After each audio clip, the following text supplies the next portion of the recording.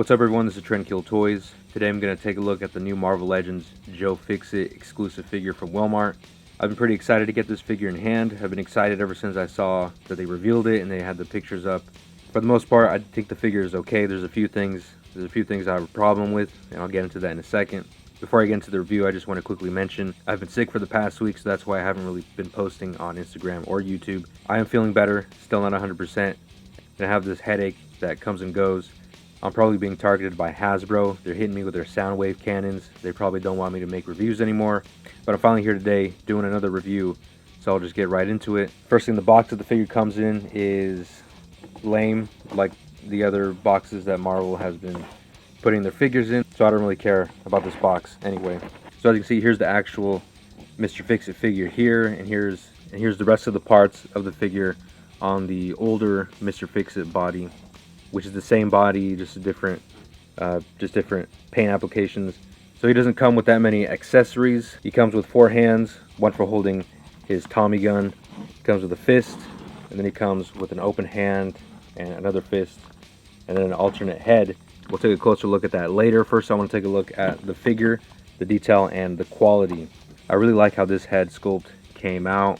The paint is pretty good, the eyes are painted good, and the teeth are also painted good. This is based off the newer comic run, and there was Spider-Man was in it, Kingpin was in it, and I did read that run, and it was okay. There wasn't really anything stupid or anything that bothered me like there is with a lot of modern comics. It was a pretty simple storyline.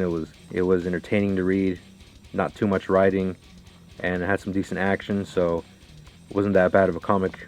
So it wasn't that bad compared to most of the other comics that are out now. Could have been a lot worse. So a big feature of this figure is the pinstriping on the suit, which is okay for the most part. It gets kind of weird in some spots, like down here. It doesn't really line up on the leg. It kind of gets off the mark there. Same with the other leg. But like I said, for the most part, it is everywhere. You know, they even have it on the back of the figure. On top of the hat, the white paint on top of the hat is a little sloppy. In some places it misses the sculpt lines, and it doesn't look like they had enough white on some parts. So that could have been done a little better. The fists are reused from some of the older Hulk figures. Same sculpt and design. This is the older Gamerverse, the older Mr. Fixit figure. But then this trigger hand is the new one, and it's pretty good. It does look a little bit smaller, especially when you see it next to the fist that it comes with. I think the trigger hand could have been a little bit bigger. And then again, especially comparing it to the open hand, the trigger hand is a little bit undersized, so I think they made a mistake there. They even got the pinstriping all the way on the pants, so under the jacket, the belt is not painted, and then the shirt underneath is not painted either. So would have been nice if it came with like swappable arms, so you can have him with his jacket off. I think that would have been sick if they would have done that. They didn't, because they don't like to put any effort or do anything interesting with their figures anymore. Might try to make a custom of that with this, you know, where he has his jacket off and he just has his shirt and his suspenders. But besides that, you know, it's just pretty much the same figure as before, just with some new paint applications, some new parts. And then of course, one of the newer parts is Tommy gun. And this is the version of the gun with the drum magazine, which is removable, which is nice. You know, the sculpt is pretty good. It's a little soft looking. On the wooden stock back here, there's a little bit of that gray plastic poking through. I don't think that was intentional. I think that's kind of a mistake on Hasbro's part. But this gun could definitely look a lot better giving it a black wash. I'm probably going to do that. So here's what he looks like with the gun. Looks pretty sick. He cannot hold it two-handed, which he never really did. I think he did sometimes. He rarely used the gun anyway. So it's just mainly cool for poses like that. He's just standing there. It's nice that they included it. Sometimes they make guns that are not realistic. Sometimes they do. They kind of go back and forth, having realistic guns and fake guns. And here's what the figure looks like with the alternate head sculpt.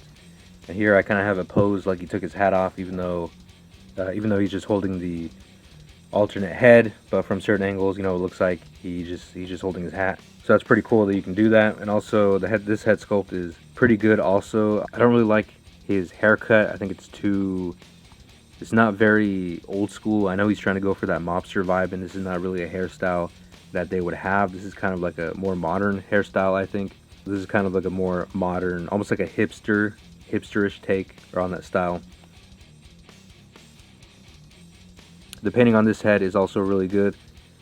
The teeth, again, are done nicely, and the eyes are also done nicely. I would have liked a darker wash on the face so the wrinkles would come out more. Just notice, here's another part where the stripes go out of line. Is that really hard to do? Is it really that hard to paint straight lines and to make them line up? I don't know that much about making action figures, but I mean, they're just straight lines. It is on plastic that has, you know, a certain sculpt to it, and there's creases and folds and bands or whatever, but is it really that hard to paint a straight line? I don't know.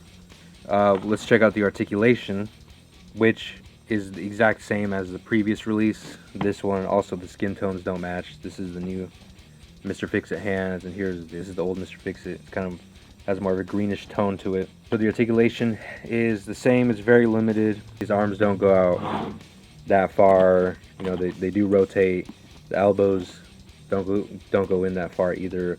The head does look down a little bit, goes up a little bit, then it tilts left and right a little bit. You can get, you can get some decent expressions and posability from that.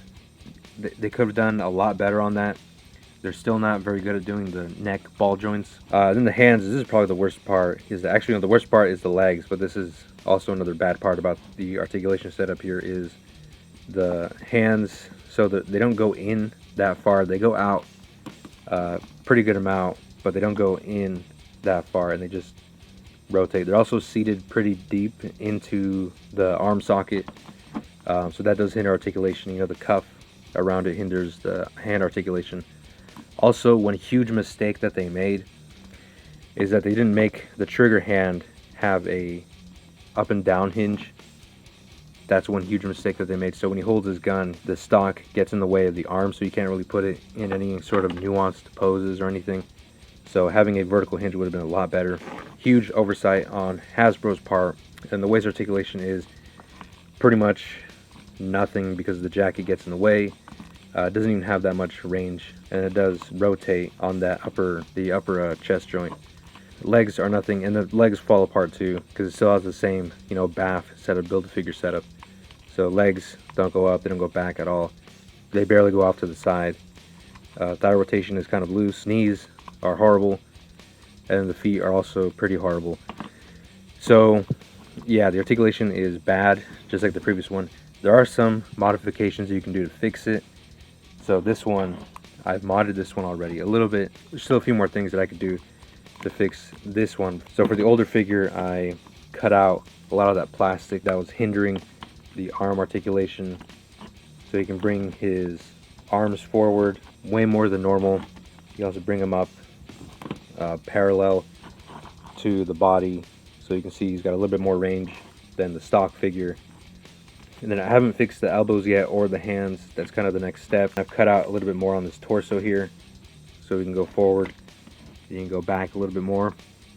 And the legs also, they go up a little bit more than normal. What I'm hoping on doing is just finding a white shirt to put over this figure, to have like a Mr. Fixit with his jacket off.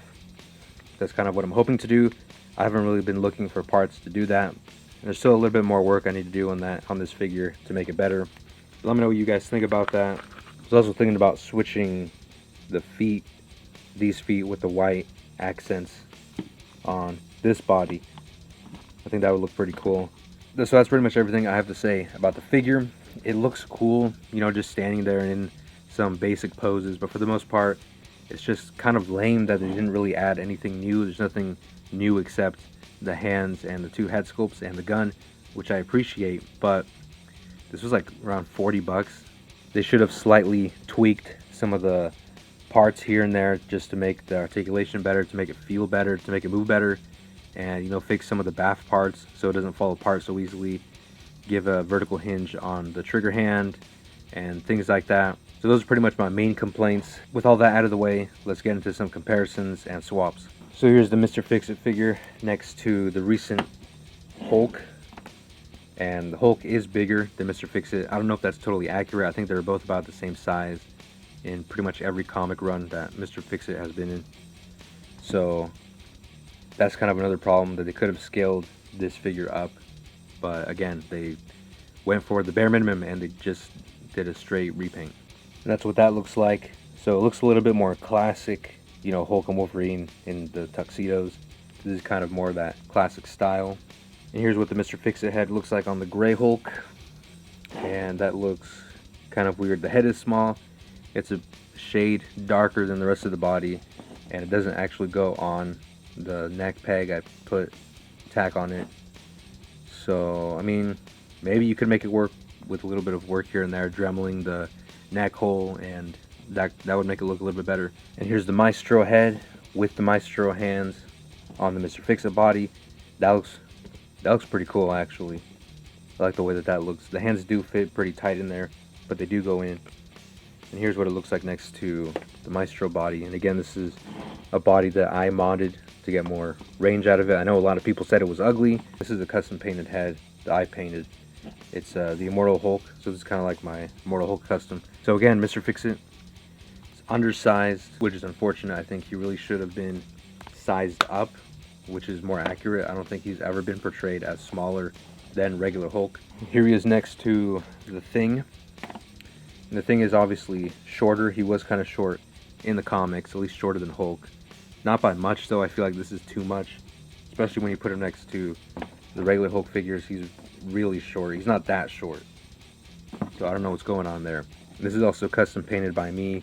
I gave him a black wash. I got rid of the lighter orange that was on the figure.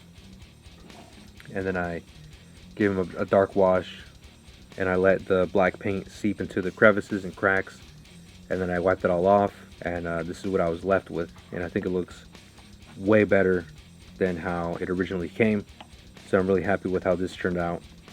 So the head is the only thing that fits on there. That doesn't look too bad. The peg on the Thing hands are way too thick. It's not going to fit onto the Mr. Fix-It wrist hole. So that's not going to work.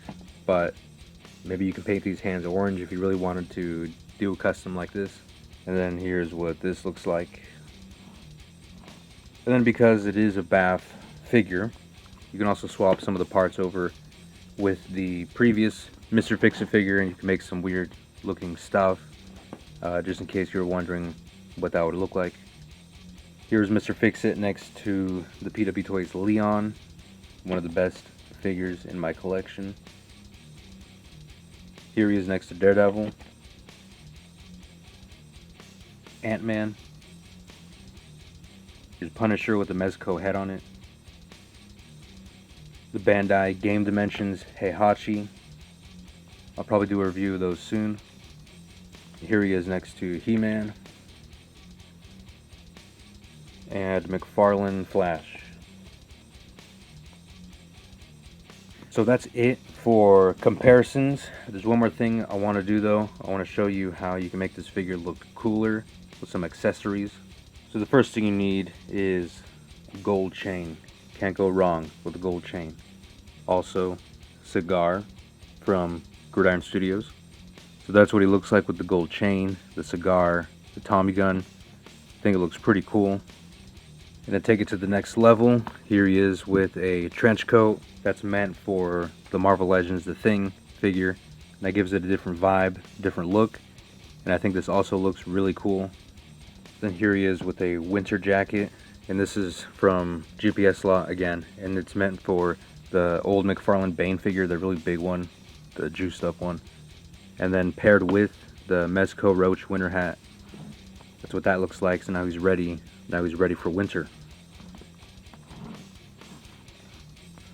And then here's the last one here, Samurai Mr. Fix-It, or Yakuza Mr. Fix-It.